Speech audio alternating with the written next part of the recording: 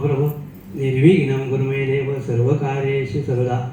अनिरुद्ध नक्षत्र ज्योतिष संस्था आणि समीक्षाताई यांनी मला एक 5-10 मिनटं बोलण्याची संधी दिली, त्याबद्दल मी त्यांचा आभारी आहे. ताईंची आमची भेट, आमचे दकातर सर आहेत, त्यांच्याकडे मी ज्योतिष शिकलो, त्या अधिवेशनात झाली ती. त्यांच्या चेहऱ्यावरचा आनंद हीच त्यांची खरी संपत्ती. आता तुम्हाला बाकी काही सांगायची गरज नाही आहे. आणि स्वामींची कृपा, आमच्या पण बिरवाडीमध्ये स्वामी केंद्र दिंडोरी प्रणित आहे आणि आमच्या मंदिरातच ते केंद्र भरलं जातं. म्हणजे आम्ही सगळी त्या आपण सगळे स्वामी सेवेकरीच आहोत आणि स्वामींच्या कृपेनेच आज आपण स्वामींनी आपल्या सगळ्यांना एकत्र बोलवलं आहे. तर मी आज थोडंसं सरांचं सांगितलं तसं उपासनेबद्दल सांगणार आहे. काय असतं, आम्ही खेडेगावातले ज्योतिष आहोत.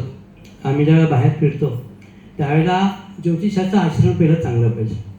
आपल्याकडे बघण्याची लोकांची दृष्टी चांगली आहे, ते आपल्या मानानं बोलतात, नमस्कार करतात. त्यामुळे पहिलं ज्योतिषाने आपलं आचरण चांगलं ठेवा. आपली उपासना कुठलाही, म्हणजे तुम्ही सकाळी आपण पहिल्यांदी गणपतीचं वक्रतुंड महाकाय म्हणायचं, त्याच्यानंतर कराग्रे वसते लक्ष्मी, त्याच्यानंतर समुद्र वसणे देवी, असं भूमीला नमस्कार करायचा. हे आचरण आपण पहिलं आपल्या घरातनं चालू करा. त्याच्यानंतर आपण इतर वेळा देवासमोर प्रार्थना करतो, स्तोत्र म्हणतो, पण ज्या ठिकाणी आपण ज्योतिष बघतो ना त्या ठिकाणी पण आपली काहीतरी उपासना झाली पाहिजे. कारण आपल्यासमोर येणारे लोक असतात ते वेगवेगळ्या वातावरणातून येलेले असतात. त्यामुळे काय होतं, काय काय वेळा, म्हणजे माझा अनुभव मी सांगतो की समोर येणारी व्यक्ती ही कशी असं सांगू शकत नाही. काय काय वेळा त्या दिवशी मी अशा काही व्यक्ती आहेत त्यांचं पत्रिकेनुसार हे केलं तर त्या दिवशी त्या व्यक्ती आलं की काहीतरी घरामध्ये वाद होणं, चिडचिड होणं, आपल्यामध्ये मतभेद निर्माण होणं, हे काही कारण आहे. काही काही वेळेला काय असतं की आपण समजा आपली आत्ताची वेळ आहे ती आपल्या राशीनुसार तो चंद्र 4था 8वा 12वा असते. त्यावेळेला त्याचे जे प्रश्न असतात त्यावेळेला त्या विषयाबद्दलचेच प्रश्न असतात. चतुर्थ स्थान म्हणजे वास्तुसंबंधी असतं, अष्टम स्थान म्हणजे मृत्यूसंबंधी असतं. त्यावेळेला ती निगेटिव्हिटी आपल्या भोवती पसरते आणि आपल्यामध्ये ते वातावरण दूषित होतं. यासाठी आपण जी देवाची उपासना करतो, जेवढी आपण उपासना जास्त करू तेवढं त्या देवाचं वलय आपल्या भोवती तयार होतं. आणि त्यामुळे काय होतं की हे जे आपल्याला त्रास होतात ते त्रास होत नाही. त्यासाठी जास्तीत जास्त आपण देवाची उपासना करायला पाहिजे. स्वामी समर्थाचा मंत्र आहे, त्याच्यानंतर तुमचा आपलं गायत्री मंत्री म्हणून चांगला आहे. गणपती अतिविशेषतः रोज 21 वेळा पाठवून केलं तर तुमच्या वाचस्थितीतून जे वाणीतून जाईल ते सगळं शब्द खरे ठरतात, असा अनुभव आहे. आणि दुसरी गोष्ट, आपण हे करत असताना थोडंसं आम्ही काय करतो की आमची दोघं आमच्या ज्योतिष केंद्रातर्फे आम्ही अंध मुलांना कपडे द्या, त्याच्यानंतर आदिवासी वडीवर जातो तिथे कपडे द्या. हे पण आपल्याकडनं कार्य झालं पाहिजे. 10वी-12वीच्या मुलांचा आम्ही सत्कार करतो. कारण कसं आहे, हे जेवढा आपण सत्कर्म करू ना तसं कसं त्या जरी ते लहान असले तरी त्यांचे आशीर्वाद आपल्याला पाठवेल. आपल्याला आशीर्वाद घ्यायचे. आपल्याला येणाऱ्या जातकाला कृष्णाने काय सांगितलं अर्जुनाला, तू तुझं कर्म कर, मी तुझ्या पाठीशी आहे. म्हणून आपल्याला येणारा जो जातक आहे त्याला प्रश्नातनं आपला तो पॉझिटिव्ह देऊन त्याला उभं करायचं आणि त्याच्यानंतर आपण त्याच्याकडनं रिप्लाय पण घ्यायचा. आपण एखाद्याला सांगतो की बा नाही तू असाची उपासना कर, त्याच्यानंतर आपण त्याला स्वतःचा फोन करा, त्याचे फोन नंबर घेऊन घ्या की खरोखर तुला याचा फायदा झाला का अजून तुझं काम झालं नाही का. आणि ज्यावेळेला आपण कुठल्या शांती करतो त्यावेळेला शांती करून नसतं नाही, तर शांती केल्यानंतर ती नक्षत्र शांती असेल, योग शांती असेल, करण शांती असेल, त्या देवतेची उपासना त्यांना पुढे वर्षभर करायला सांगा.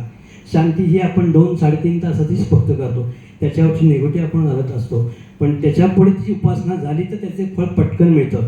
तर नुसतं शांती करून झालं तर परत तो म्हणतो का एवढे आपण 10,000 रुपये दिले, 5,500 रुपये दिले, 6,000 रुपये झाले, पण त्या शांतीचा काय उपयोग झाला नाही. यासाठी आपली पण उपासना पाहिजे, त्यांना पण आपण त्याच्यानंतर उपासना केली पाहिजे, दिली पाहिजे आणि आपण त्याच्याकडनं प्रत्युत्तर गेलं पाहिजे की आपलं काम व्यवस्थित होतं का नाही हे पण आपलं रिझल्ट मिळतात. म्हणजे आपण एखाद्याला उपाय सांगितले त्याच्यानंतर त्याला फायदा झाला तर ते चांगलं, म्हणजे तो म्हटला नाही मला समाधान झालं, हे त्याची पावती आहे आपल्याला. त्याच्यानंतर आपल्या धार्मिक पुस्तकातनं खूप चांगली अशी माहिती असते. आता व्यंकटेश स्तोत्र आहे, व्यंकटेश स्तोत्र तुम्ही सकाळी रोज वाचा. त्यांनी सांगितले की 3 महिने वाचलं तर तुम्ही तुमच्या घरात लक्ष्मी नांदेल, 6 महिने वाचलं तर तुमची विवाहाचे प्रश्न आहेत ते सुटतील, पण 1 वर्षभर वाचलं तर संतती योग येईल. त्याच्यानंतर प्रदोष एक व्रत आहे.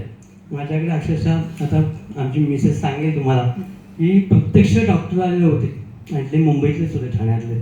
त्यांना संतती योगावरती प्रॉब्लेम होता, त्यांनी भरपूर खर्च केला. माझा एक मित्र त्याने आपलं सहज म्हणजे दाखवू का, माझा मित्र पत्रिका म्हणून दाखवली.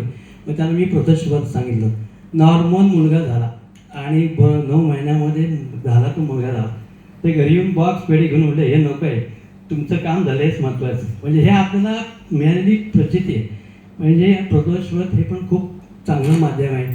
त्याच्यानंतर आपलं गणपती अथर्वशीर्ष पण चांगलं आहे. म्हणजे आत्ता विद्या आहे, आपले हे परीक्षा आहेत, ज्यांना घरामध्ये गणपतीची उपासना, सरस्वतीची उपासना, तसल्या आपल्या ऑफिसमध्ये गणपतीची मूर्त पाहिजे, आपल्या गुरुदेवाची मूर्त ठेवा, सरस्वतीची मूर्त. कारण सरस्वती ही विद्या देणारी आहे, हिची उपासना आपल्याकडनं झाली पाहिजे. सकाळ आपण ऑफिसमध्ये आल्यावरती आपल्या जे पंचांग असतं, नवग्रह स्तोत्र आपलं पाहिजे, रोज नवग्रह स्तोत्र वाचा. कारण आपण नवग्रहावरती सगळं चाललेलं असतो, त्याची आपण नवग्रह स्तोत्र वाचत जा. आपल्या पंचांगला आपण नमस्कार करा.